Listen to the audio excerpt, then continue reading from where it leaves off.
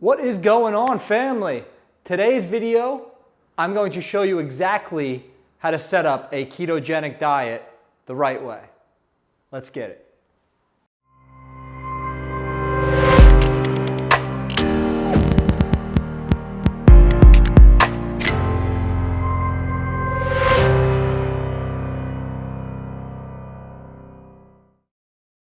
So right off the bat, I want to explain two things, two caveats to this.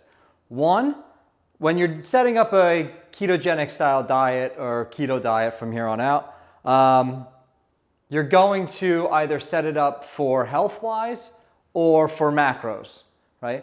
Now they can be both the same thing, but in this example, I am simply worried about macros. When you're looking at the health side of things, you want the grass-fed, grass-finished, you want all organic, that type of thing. Second caveat is this is strictly for someone who hasn't done keto before and hasn't become keto adapted. And what keto adapted is if you've been in ketosis, which is what we're aiming for, which is the burning of fat as fuel rather than carbohydrates as fuel. If you've ever been in ketosis before for a long period of time, your body has adapted to that state. And that allows you to come in and out of it quickly. So this is for someone who either hasn't been in ketosis or who is just wanting to get on the ketogenic diet for the first time, has tried it maybe a couple of times in the past and just hasn't agreed with them. But if you've done it for more than 4, 5, 6 months, something like that, steady, then you have been keto adapted and you can kind of move right into week 7 through 15 type of protocol. So let's get started. Weeks 1 through 6. Again, this is simply macro based. If you don't know what you're doing with macros, get a fitness app. MyFitnessPal is the one that I currently use. You can scan all your foods into it, and it's just really super easy, super simple. That is the basis of everything that I do. Make it easy on yourself. The easier it is, the more likely you are to stick with it. So you have MyFitnessPal. Or you can write it out on paper, however you want to do it, whatever your process is. Weeks 1 through 6, we're going to go 75% fat, 20% protein, 5% carb. 5% carb throughout the whole thing. You don't want to go over 5% or 50 grams. And then you get into why 50 grams? Well, when you take down the fiber involved in a lot of these vegetables, which is where most of your carbohydrates are coming from, is vegetables, or almost all of them. When you start subtracting the fiber from that, then you kind of get a net carb thing, and that becomes way under, and that's like a whole nother formula, but we're not going to worry about that. 75, 20, and 5. We're going to go weeks 1 through 6 with this, strictly because we want to get our bodies used to producing ketones, getting into ketosis and staying in ketosis, and burning that fat for fuel, and getting rid of all the glucose in our body, not all, but majority of it, getting rid of our body becoming carbohydrate dependent, right? When that happens, which is normally between 6 to 12 weeks realistically, but for this example, we're gonna use 6 weeks max. We're going to move over to week 7 through 15, 70% fats, 25% protein, 5% carb. I know for all my muscle heads out there, for all my weightlifters out there, you're looking at 20%, 25% protein and going, Joe, I'm going to lose all my gains. Trust me, you are not, and I'm sure you've heard this before. Maybe it was never explained to you in the proper way. But when you're carb-based, carbohydrates have a different effect on protein synthesis than when you are fat-based. When you're carb-based, you require more protein, less protein stays with you for a longer period of time. Whereas when you're fat-based, it is very protein-sparing. So you don't need as much to get the same effect, just so you understand that. And that's protein synthesis. You could get into the science of it, and we will at some point on this channel, but not for this video. So by this time, usually about 15 weeks, 12 weeks to about 16 weeks, you become what's called keto adapted, which means that if you had a day full of carbohydrates and then jumped back into a ketogenic diet, you would get back into ketosis very quickly because your body is adapted to that state now. That doesn't mean that you can't have carbohydrates. It just means that you can jump in and out very quickly, which is very effective because there are pros and cons to a ketogenic diet where carbohydrates are better for certain instances depending on what you are trying to accomplish. And then we're going to go week 16 and above, 65% fat, 30% protein. And again, we're still at that 5% carb. That's going to be all the way throughout. This is simply if you feel like you need more protein. This here is a personal choice. This is not necessary at all. Not at all. This is really prime location for a ketogenic diet. We only start this way just to get your body adapted to with the high fat content, to get your body adapted to ketosis and developing those ketones. But this is what I see most people being optimal. This is the optimal range as far as protein, fats, staying in ketosis, burning those ketones, burning off that fat like a maniac. This here, over here, I have, if you really wanted to break this down and you're really, really, really hardcore with I need more protein, I need more protein, I need more protein, or if you've been on a ketogenic diet for any length of time before, I would suggest, and you've been off of it for quite a while, I would suggest weeks 1 through 4 in this state, weeks 5 through 10 here, and then weeks 11 plus in 65-35, or you can simply and easily just stay in this range. Like I said, this seems to be the optimal range. So that's the rundown of your percentages, your macros here. So I'm going to give you some food choices, shopping list, and then I'm going to come up with a couple of meals that I like to use that you can kind of base what your numbers are off of. And it's just that simple. So our shopping list, again, I want to remind you, this is simply macro based. So our shopping list, very, very easy, very simple. Simple equals doable. Simple allows us to keep doing it week after week after week and not feeling overwhelmed. 80-20 beef. You want that higher fat content. Whole eggs.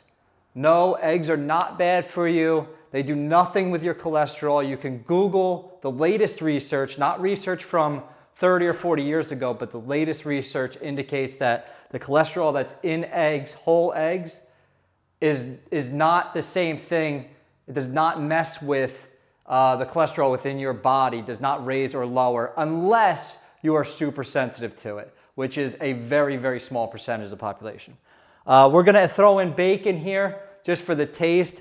This is going to be in the beginning.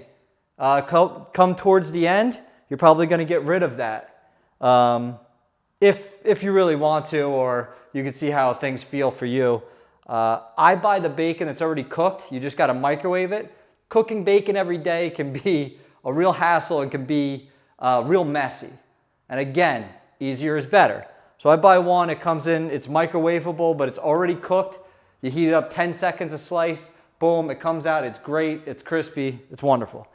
If you're interested in cheese, I suggest a cheddar cheese. It's an aged cheese. It actually has a lower lactose content. And lactose is, unfortunately, a high population of the world has some sort of lactose issue.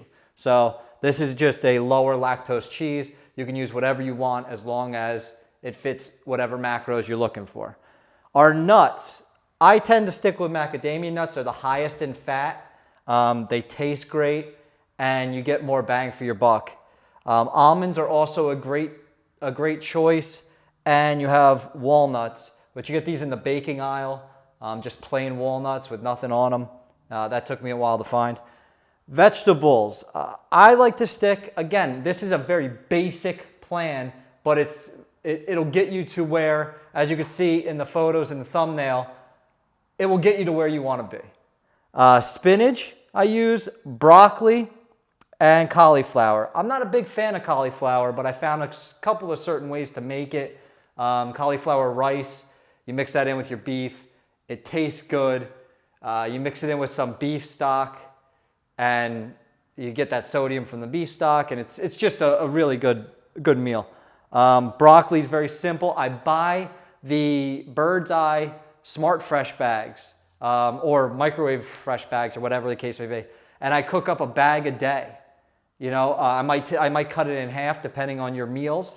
So I might be able to do one bag for 2 days. Real simple. You throw it in the microwave for 5 minutes. Boom, you got your broccoli. If you've already cooked all your beef, I cook that beef 3 pounds at a time, and then just divvy it up into different meals.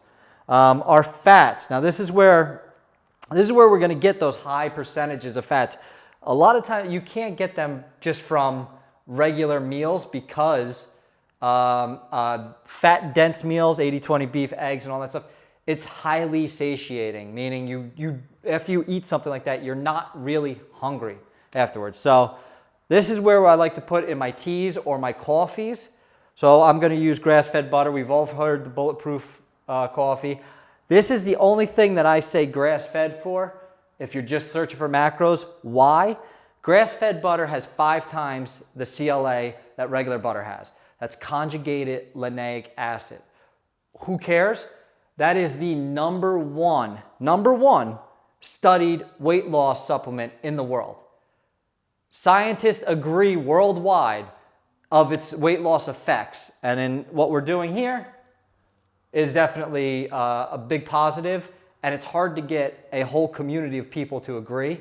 And that's one of them that they agree on is CLA and the powerful benefits of that. It also has a higher vitamin K value, which vitamin K, if you didn't know, protects the heart and kind of gets rid of any sort of buildup within the heart itself. So it's a great thing to have, and especially if you're worried about, oh, it's a high-fat diet, blah, blah, blah, blah, blah, heart problems. Ghee butter. Ghee butter comes in different flavors, so it's great. It is also grass-fed, and it goes through one more process than just your ordinary grass-fed butter, which actually reduces the lactose in it to almost 0. So if you have any sort of lactose problem, ghee butter is good for 99.9% of the population. That 0.1 that is going to have a problem if they smell milk, then no, ghee butter is not good for you. But it basically gets rid of all the lactose. Coconut oil, coconut oil is a great one to have in there. 60% MCT oil, 40% LCT oil, about that. MCT oil, this is something that we want to include right from day one. Why do we want to include MCT oil? MCTs convert directly into ketones in the liver. It doesn't have to digest. It doesn't have to go through any sort of bodily processes. It goes straight into the liver, converts into ketones, can get you into ketosis quicker, and also is known to promote fat loss. So all these things is what we want. In the beginning weeks when your calories are a little bit higher, because this is if you're using this for a cutting diet, this is something where you're going to structure the calories a little bit higher, and then as you go week to week, you're going to come down. You're going to taper off those calories, build up your cardio, all that type of stuff, however you work it. Heavy whipping cream is great. It is 50 calories a tablespoon. If you don't know what a tablespoon of liquid looks like, then you will be surprised when you measure this out and go, that's it? That's 50 calories? So it is very, very calorie dense, but it is all fat. And if you have no problem with any sort of dairy, then this is a great option for you. It makes your coffee or your teas creamier, better consistency. Almond milk is what I use towards the end if you need to lighten up. Almond milk is, I believe it's 8 calories per cup, which if you look in your coffee to make it light, you're going to use maybe 1/8 of a cup. So you're looking at 2 extra calories. So it's basically just throwing in some, and they come in unsweetened vanilla is the calories that I'm going with there. Avocado. We all know avocado, great healthy fat. Avocados don't keep though. And to eat a whole avocado is a lot. So a lot of people cut them in half, blah, blah, blah. What I do is I buy Baja Fresh has avocado packs. They're 100-calorie packs. They're already pre-measured. They last about 2 weeks and I get them in like 8 packs or 10 packs or something like that. So look for those. Look for those 100-calorie packs. This way you can keep them, you can bring them on the go, and you don't have to worry about your avocados going bad. I'm an awful judge at avocados, and I don't know if I could say avocado anymore in this video, but I'm an awful judge at until I open them up and then I'll realize, oh, that's not good. So at least I know when they're pre-made like that in the 100-calorie packs, I know exactly how many macros, and I know that it's fresh and that it tastes good. So moving on, let's go to our sample meals. These are the exact meals that I use week 1. My coffee's a little bit different, but these are the exact meals I used from week 1 and then tapered them down. So 5 ounces of beef, 120 grams of broccoli, which was about half a bag, and 2 ounces of avocado, which was actually 2 of those serving size ones. 500 calories, 37 fat, 27 protein, 11 carbs. You might look at the carbs being a little bit high, but avocado is a higher carb, but it's also got a good amount of fiber in it. So really, technically, I think that's about 4 grams of net carbs. I think there's like 6 grams of fiber in 2 of those. So moving on, the second meal, 6 eggs, 2 pieces of bacon, 2 ounces of cheese. What I usually do here, I would mix that up and make that 2 meals. I might even mix in 1 of my 5 ounces of beef because I've already had that pre-made and in 5-ounce increments. So I might actually mix that in there, make that 2 meals, and maybe even put in an extra 2 pieces of bacon or something like that, depending on your calories. But 6 eggs, 2 bacon, 2 ounces of cheese, that's 700 calories, 50 grams of fat, 53 protein, and only 3 grams of carbs. Now, I'm sure you can imagine how filling that would be, and only getting 3 grams of carbs, it's not a big deal. A lot of people look at the keto diet and like, how do you live without carbs, blah, blah, blah, how do you stay full? These fats fill you up quick. They do. And then my coffee, again, week 1 through 6, the beginning, MCT oil. I like the ghee butter because I like it comes in a vanilla flavor, so it gives your coffee a little bit extra flavor. And then 3 servings of cream, which is 150 calories right there, 390 calories, 41 grams of fat, 0 protein, 0 carbs. So I hope you enjoyed this video. I hope this made keto a little bit simpler for everybody. As you get into it, you can start worrying about the health aspects of it, as far as grass-fed beef, free-range eggs, all that stuff, your bacon coming from a farm or some sort of open source like that. But I would suggest, if you're just starting off, to just get in the habit of making this stuff. You can find 80-20 beef.